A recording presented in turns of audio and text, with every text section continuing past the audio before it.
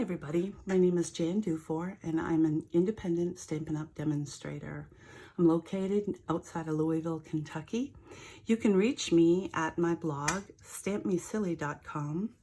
You can email me at jandufour@yahoo.com, or you can order from me at jandufour.stampinup.net.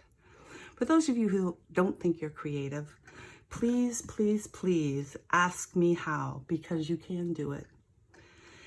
If you sign up for my email, I will send you an email about maybe twice a month, unless there's a flash sale like free shipping or something like that. I'll let you know all of the specials that are going on, the prizes that I'm giving away, and hope that if you don't have a demonstrator, you will order from me. I hope you enjoy my videos. If you need a catalog because you don't have a demonstrator, please email me again at jandufour@yahoo.com, and I'd be happy to send you a free catalog. Right now, in about 3 days, today's July 31st, on August 3rd, our new mini catalog goes online, and our celebration, our second celebration of the year, is also going to be online at that time. It's good for 2 months. It starts August 3rd, and then it ends at the end of September. So if you're interested in that, you can go online, or you can contact me and I'd be happy to mail you a catalog. Again, email me, jandufour@yahoo.com, and visit me at stampmesilly.com. Let's go on to our next project. Let's get started with our project. Today, I'm going to make a small slimline card. I'm going to use the All Squared Away stamp set and the Floral Squares bundle. When you order these together, you get a 10% discount, although you could use either or all by itself without the other. I'm also going to show you the sample that I made, but I'm not making that one again. I have quite a few samples. I was testing out some theories and some ideas that I had while making my very first Slimline card, I have to admit. And I think I've decided on what I like best. Of course, this is about you. So you'll get to see other ways of doing it. And it has to do with color and patterns and backgrounds and that kind of thing. But I'm gonna go ahead and make this one black. So let me put this one away. You need, for this Slimline card, a 6x6. And oh, by the way, when your cutter is closed, it's exactly 6 inches. You need a 6x6 square of whatever background color you want. And then you want to score it at 3. Let's scoot this sideways. And then you want to put some kind of pattern paper on it. I started off with this one, and you'll see those samples. The sample I'm going to make now is going to be on this one. It's an obvious directional, so you want to make sure, since we're making a landscape card, that you are making it, you're cutting it on the landscape side.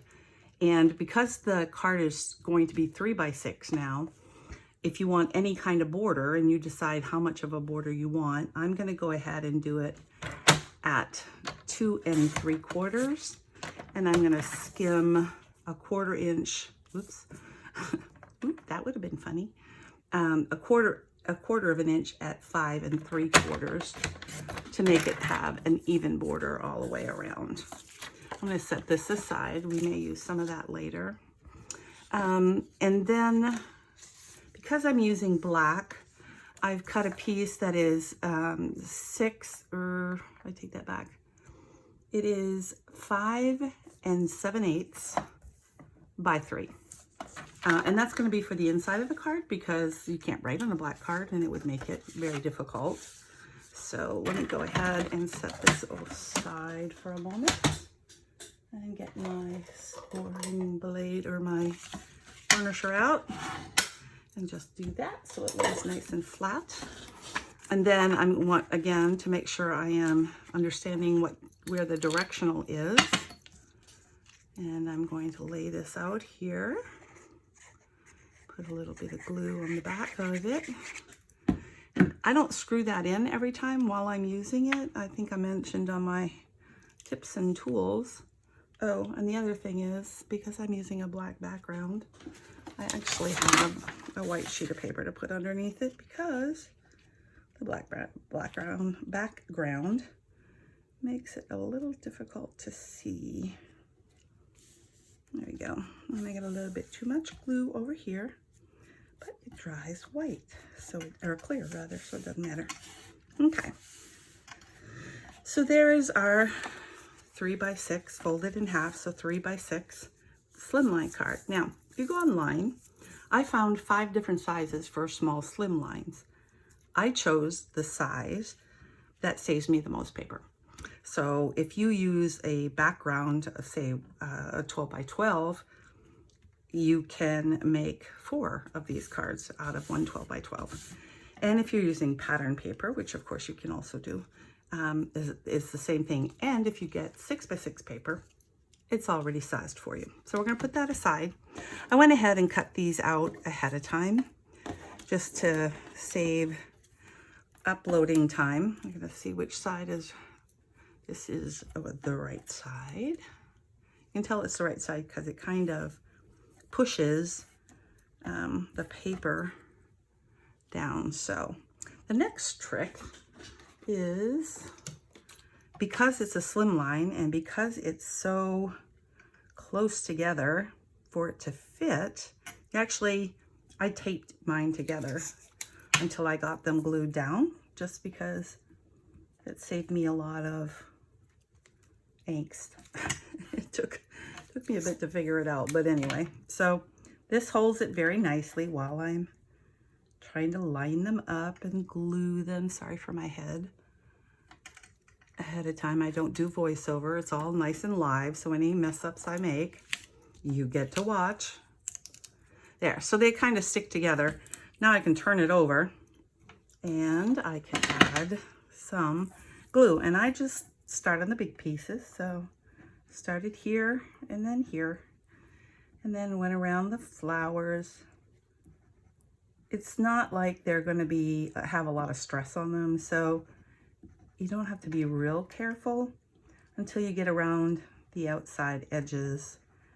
And then, even then, rather, I do dots. So I do a dot here, a little bit more of a dot than that, a dot here. If I get a little bit out, I can do the dots better. And they look like huge dots, but they're really not, because they'll spread out before we get there. And again, if some of it does come out, since this is in the middle, I don't need a dot there. If any of it comes out, it dries clear anyway. Then you have to pick this up gently. Put this back here so you can see. And go ahead. And you can center it. I'm going to center it.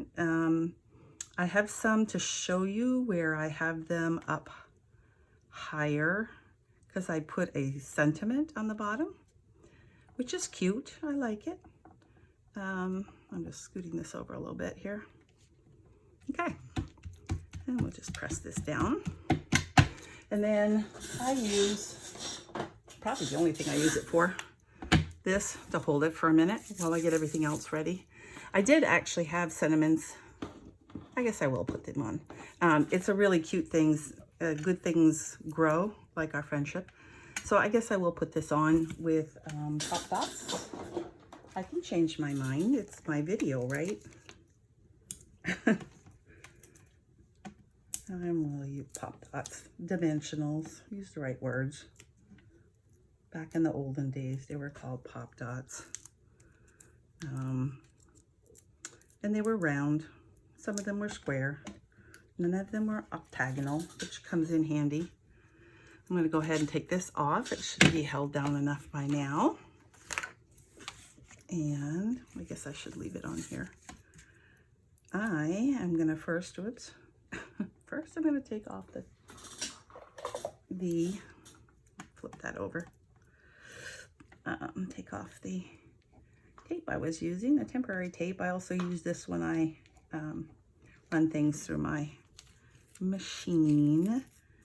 It is not a Stampin' Up! Product, and that's the first time I have ever had it stick to something and pull off a little bit of the, and you can see it, so I probably, well, no, actually I will hide it. It came off on here, and I think I've just figured out why. It probably got some glue from the other side, because that tape that I use never does that. It's called Highlighter Tape by Lee Products Company. It's 1/2 inch by 720 inches. It lasts a long time. Anyway, because of course it's reusable. So now, because I have that boo-boo, which is right there, this is going to be perfect, because I am going to put this right, let's see, can I still center it? Yes, I can actually. I can do this. Anybody that's old enough to know where that can, look what I can do, will laugh. Okay, so there you go. And then on the inside, like we said, you can't really have black. And the way I cut it, and I did this intentionally, is I have more space on the bottom, because I don't want the white to show for any reason. If you're not perfectly aligned when you folded, flipping this around here, if you're not perfectly aligned when you folded the card, you don't want that white because it's so stark to the black showing. So what I do is line it up with the scoring, start to lay it down, and actually pick it back up and hold it so that it fits in there very nicely. And then this I'm not going to pop up because I don't really want it to create any space. That was fun. Any more thickness, I guess is what I'm trying to say. See, uncensored. It's just me. And I'm actually going to put it kind of over here. And the reason for that is because I figure my note is going to be up here. Plus, it'll be very obvious when they first open it up. So there you have it. My next video, after I show you these samples, my next video is going to be how to make the envelope for this so that you don't have to buy them online. Again, I've made it to fit this particular thing. You're going to use regular copy paper. It is a little bit nicer if you use the heavier, not cardstock, although you can use that as well. The thicker paper, I buy 32-pound extra bright white. So, and I use that for things like this. I don't use it for everything, but anyway, so this is what I came up with. Now, why did I come up with this particular look? Well, I started off using Things in the Wild with a piece of paper that looked, oops, not like that. Hang on. Like this. It's very pretty. And I thought, oh, I can use all those colors in there. And I did. But when I first laid the yellow down, I felt like it just disappeared into the color. This is very busy paper. It's very pretty, but it's very busy. So, and this is the way I did the inside, which was very nice. That was a good one. Then I tried it without a background, and I used black because black is dark, and it does show up better by allowing more of the print to come through, if you will, with a very dark color. I tried the opposite of the first one I made to see if that worked better. It still comes down to you're covering most of the print, which is okay because you're still seeing the print on the outside. But I started wondering, maybe using too bold a print is not that good idea. So I switched to this, which is one of our new in colors, Soft Succulent. I think it's my favorite one of the new in colors, but and this is pretty too, but it's much more subtle because I used the same color. So I used the back end of this pattern, only this was not cut directionally. So I took another piece, used a darker one, but it's not black, which is what I did here, but you can take a look at the difference. The black stands out much better, I think. Again, it depends on what you're looking for. I think all of them are nice. It's what you should do when you make cards anyway. Experiment a little bit with color. I don't know about you, but it's very rare when I have an idea that I sit down, it works out exactly perfectly the way I thought it would be. 99% of the time I can use the card.